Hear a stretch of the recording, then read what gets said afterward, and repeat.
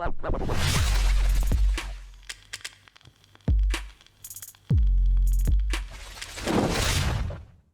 right, what is going on, everybody? Today we're going to cover the mid-season event for the game mode that just came out in Season 5 for Battlefield, which is Control. And just to kind of say up front, I think this is probably one of the best mid-season game modes that they've come out with. The previous one that I thought was pretty well, that they missed the mark on slightly, was the Search and Destroy mode. Sort of, right? You had respawn, but you were able to plant the bomb at the objective and then detonate the objective, okay?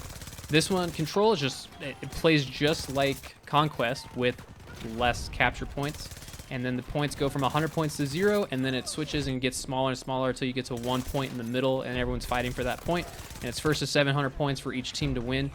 I'll kind of cover the pros and cons to this and talk about the weapon skins and character skins, weapon charms, all that stuff, the things that come with the package, and so on and so forth. But just kind of going into the game mode itself, the way this works is within the game, as soon as it starts, you have a point system that as you accumulate points, you're able to unlock vehicles. So you can only unlock a transport vehicle at the start, and then as you capture objectives, get kills, revives, resupplies, healing, anything that contributes to the game, you accumulate points. And I believe you need 155 points to get the tanks and helicopters, jets, and whatnot. So it's 150 points to be able to unlock a vehicle. So what I like about that method is, as long as you're contributing to the server and your team, either whether it be playing the objective, to playing with your teammates, fragging out the server, you get rewarded for doing those contributions and getting vehicles faster than everyone else.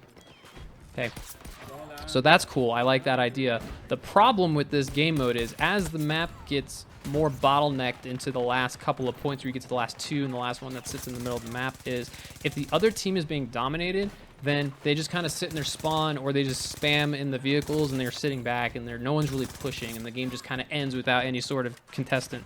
So that makes it dry. It gets boring pretty quick just because that's how it's played, and because it's 24v24, which is a perfect player size for this game mode. The maps are still just slightly too big for this to have constant action or to feel like I'm engaged the entire time. So what it comes down to is the 3 maps that are only out right now. Okay, that's the other problem with this, is it's 3 maps out of the map pool that we have out of the entire game, right? Which we already don't have enough maps as is, but you only get to play on 3 of them for this week, right? So you get Reclaimed, Valsperio, and Orbital, and the only map that really plays good with this game mode right now for the map size is Reclaimed. Shocker how that works. So Valsperio being the biggest one out of the 3, and then Orbital just is the middle sector ends in the middle of the street. So if the other team is kind of being dominated, they don't really have incentive to run from their spawn out into the open, because you know, on that street, regardless if you play Conquest or Breakthrough, there's very little cover. They did add some and put potholes in the road, so you got some sort of cover to play with, but there's not a whole lot. Okay, so if the other team is pushed in your face and they're spawn trapping you, there's not really anywhere to run to with cover without using a vehicle. So that's kind of where it gets dry, and there needs to be some sort of other incentive to help push the team who's losing. Like, there needs to be a mechanic in that game where if the other team is being really kind of slapped around, to have something in the game mode kind of incentivize them to push and have an advantage to kind of bring the game back to an even playing state. Now, that is me talking as a casual developer, if I'm going to make this game mode enjoyable for everybody. But again, I'm always on the side of the field. If you were being dominated, you deserve to be spawn trapped.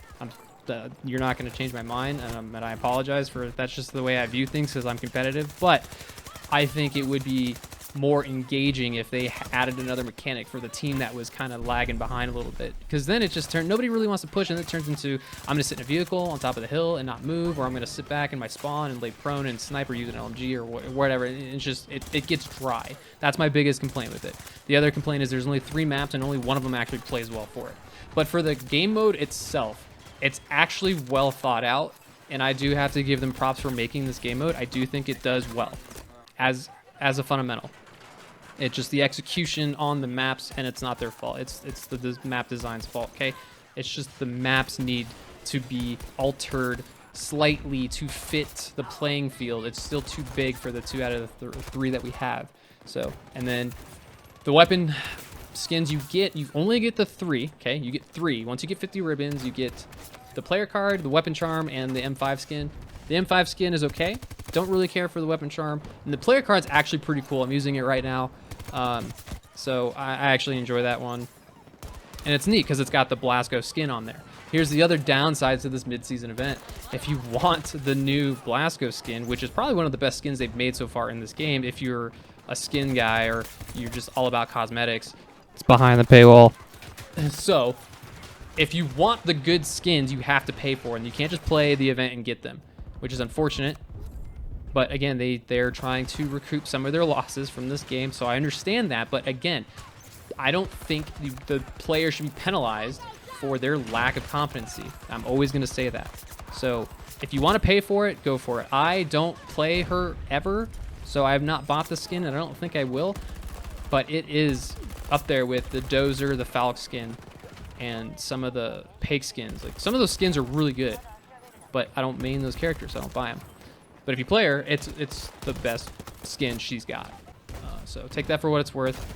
I know anytime I talk about giving DICE money, people are like, oh, why would you pay? Why would you give them more money? Listen, they already took $90 from me when I bought the gold version, okay? As a content creator, I've got a little bit of extra playroom. It's not the end of the world for me to throw $40 for content here and there just to buy some more coins. But again, I would not recommend paying them. That's just my 2 cents on it for the normal player out there. But hey, if you're a cosmetic guy, the skin's pretty cool. So there's the 2 sides to that. Other big mentions coming up. Dozer's getting nerfed finally. I've been saying he's needed a nerf after they overbuffed him. So anyways, his lunge is getting nerfed from 2.15 meters to 1.86 meters. So it's going down from a 7-foot lunge to a 6-foot lunge, which is still pretty significant. Again, it's only a 16% reduction in the range. So we are finally seeing Dozer being, hey, it's pretty strong now. So they are reeling him back a little bit in the right direction. I think that still needs a slighter nerf. I think maybe 5.3 feet would be ideal. Anywhere between 5.2 and 5.5. I think 5.5 being on the high end. Okay, the reason for that being is trying to strafe and bunny hop around his shield to hit Dozer from the side only works about half the time now, where it used to work almost all the time. But because his lunge is so good, he will catch you in the air. And some guys out there will be like, oh, this is Battlefield. You should be boots on the ground. You shouldn't be able to bunny hop like it's Call of Duty. Listen, I understand that, but it is a mechanic in the game. It is a skill gap that I use, and I will abuse it because I'm competitive. Now, I understand that it's not realistic. It's an arcade shooter, okay? Not everybody can do it effectively. I understand that. That's why it's called a skill gap. But I should not be penalized for something being overbuffed who can lunge at me from over 6 feet away, and I can't do damage to them. That's just my thought process. I don't know. You guys can ridicule me for it all you want. I'm more than open to hear debates on this stuff as well, all the time. And then the other rumor mill is LMGs are getting a rework on their nerf. I haven't heard anything official yet, so as soon as I do, I will let you guys know. But that's what's coming down the line. So that's all I have for this, for the game mode. It's overall, again, just seems like not enough content. That is just kind of the theme with this game, and I think it's going to just stay that way until the next tile comes out. Hopefully at the end of next year at the earliest. Okay, I wouldn't mind waiting until the beginning of 2025 just for a half decent product. Okay, like the bar is so low, it just needs to be a playable game and be decent. I'd rather it be fantastic. Okay, but I'm not getting my hopes up, and I hope nobody else is doing that to themselves either, because after Battlefield 5 and now this game, you shouldn't really have high expectations. But we could be wronged. We'll see what happens. Give it a year and a half or so, and well, either be right or wrong. I hope I'm wrong. Anyways, guys, that's all I have for you. Until the next one, I'll catch you all later. See ya!